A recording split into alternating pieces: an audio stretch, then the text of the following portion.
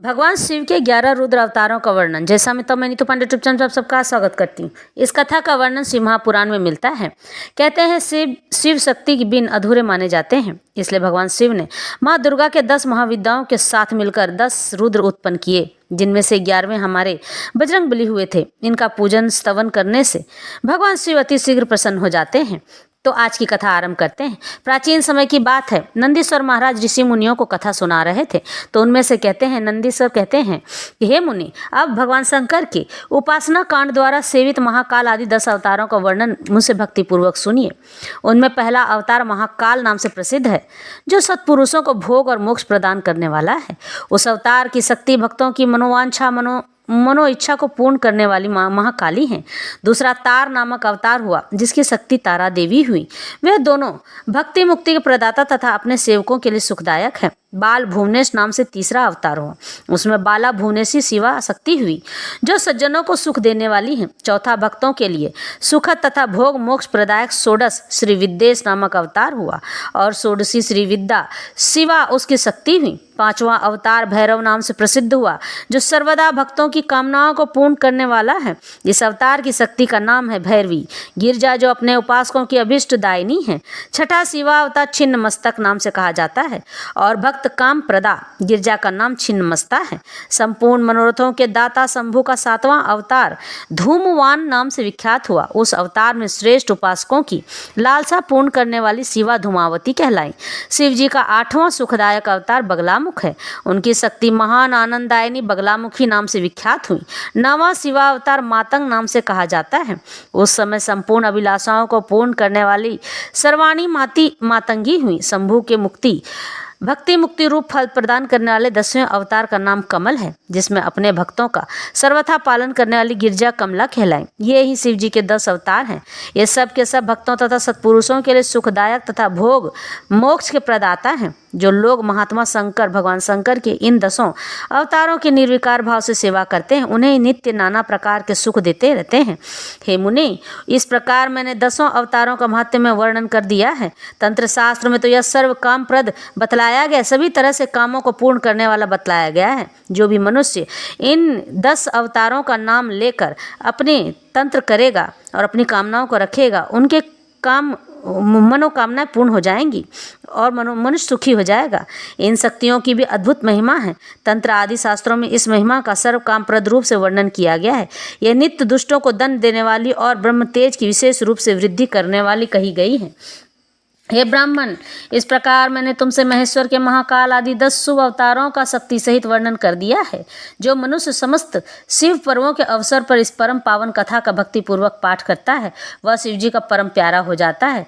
इस आख्यान का पाठ करने से ब्राह्मण के ब्रह्म तेज की वृद्धि होती है, क्षत्रिय विजय लाभ प्राप्त करता है, वैश्य धनपति हो जाता है, और शूद्र को सुख की प्राप्ति होती है। स्वधर्म परायण शिव भक्तों को यह चरित्र सुनने से सुख प्राप्त होता है और उनकी शिव भक्ति विशेष रूप से बढ़ जाती है।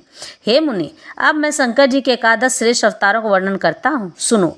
उन्हें श्रवण करने से असत्यादि जनित बाधा पीड़ा नहीं पहुँचा सकती। पूर्व काल की बात है, एक बार इंद्र आदि समस्त देवता दैत्यों से पराजित हो गए थे। तब वे भयभीत हो अपनी पूरी अमरावती को छोड़कर भाग खड़े हुए।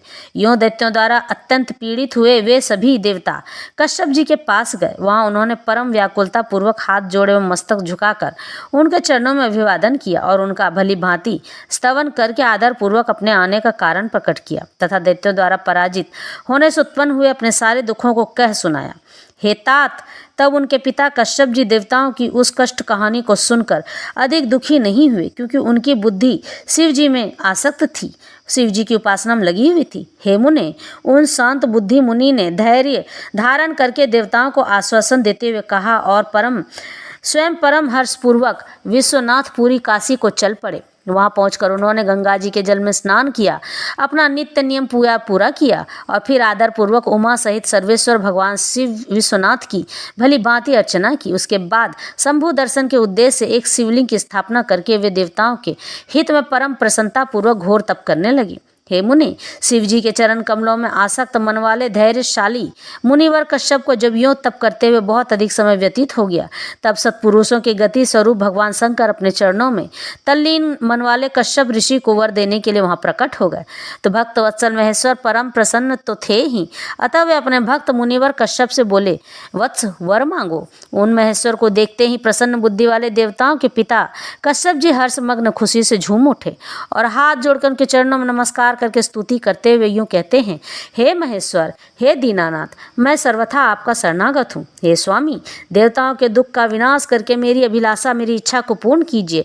हे देवेश, मैं पुत्रों के दुख से विशेष दुखी हूँ, अतः इसलिए हे ईश्वर मुझे सुखी कीजिए, क्योंकि आप देवताओं के सहायक हैं। हे नाथ, हे महाबली, दैत्यों ने देवताओं और यक्षों को पराजित कर दिया है, इसलिए हे शंभो, आप मेरे पुत्र रूप से प्रकट होकर देवताओं के लिए अन्नदाता बनिए। तो नंदीश्वर फिर जी आगे मुनिवर लोगों को कहते हैं, हे मुनि, कश्यप जी के ऐसा कहने पर सर्वेश्वर भगवान शंकर उनसे तथेति तथास्तु कहकर ऐसा ही होगा यूं कहकर उनके सामने वहीं अंतर्ध्यान हो जाते हैं। तब कश्यप भी महान आनंद के साथ तुरंत ही अपने स्थान को लौट गए। वहाँ उन्होंने वह सारा वृत्तांत आदरपूर्वक देवताओं से कह सुनाया। उसके बाद भगवान शंकर अपना वचन सत्य करने के लिए कश्यप द्वारा सुरभि के पेट से 11 रूप धारण करके प्रकट होते हैं। उस समय महान उत्सव मनाया गया। पूरा ब्रह्मांड उत्सव मना रहा था कि भगवान शिव 11 रुद्र लेकर प्रकट हुए हैं। सारा जगत शिवमय हो गया। कश्यप मुनि के साथ साथ सभी देवता भाव विभोर हो उठे। उनके नाम रखे गए कपाली, पिंगल, भीम, विरूपाक्ष, विलोहित, शास्ता, अजपाद, ऐरबूर्धन्य, शंभु, चंड तथा भव। ये 11 रुद्र सुरभि के पुत्र कहलाते हैं। ये सुख के आवास स्थान हैं तथा देवताओं की कार्य सिद्धि के लिए शिव रूप से उत्पन्न हुए हैं। ये कश्यप नंदन वीर वर रुद्र महान बल पराक्रम संपन्न थे। इन्होंने संग्राम में युद्ध में देवताओं की सहायता करके दैत्यों का संहार कर डाला था। इन्हीं रुद्रों की कृपा से इंद्र आदि देवगण दैत्यों को जीतकर निर्भय हो गए थे। उनका मन स्वस्थ हो गया था। वे अपना अपना राज्यकार संभालने लगे थे। अब भी शिव स्वरूपधारी वे सभी महारुद्र देवताओं की रक्षा के लिए सदा स्वर्ग में विराजमान रहते हैं। हे तात, इस प्रकार मैंने तुमसे शंकर जी भगवान शंकर के 11 रुद्र अवतारों का वर्णन कर दिया है। ये सभी समस्त लोगों के लिए सुखदायक है। यह निर्मल आख्यान संपूर्ण पापों को विनाशक, धन, यश और आयु का प्रदाता तथा संपूर्ण मनोरथों को पूर्ण करने वाला है। शिव जी के 11वें रुद्र भव, जो कि हनुमान जी के रूप में कहलाते हैं। तो यह कथा यहीं संपन्न होती है। तो भगवान शिव ने अपने 11वें रुद्र को माता सुरभि के गर्भ से प्रकट किया था और यह कश्यप ऋषि की संतान कहलाए थे, जिनमें से आखिरी जो भव थे 11वें रुद्र, वो भगवान हनुमान जी के नाम से प्रकट हुए थे, पृथ्वी पर जन्म लिए थे, जो कि आज भी चिरंजीवी के रूप में हमारे पास हैं और हम उनकी आराधना करते हैं। कहते हैं हनुमान जी की आराधना से पूरा संसार सुखी हो जाता है। उन्हें किसी भी प्रकार रोग, दोष, भूत, प्रेत, धन, यश, कीर्ति किसी भी तरह से नहीं सताती है। उनके स्तुति गान से मनुष्य सुखी हो जाता है। ये कथा यहीं संपन्न होती है। अगले भाग में फिर मिलेंगे।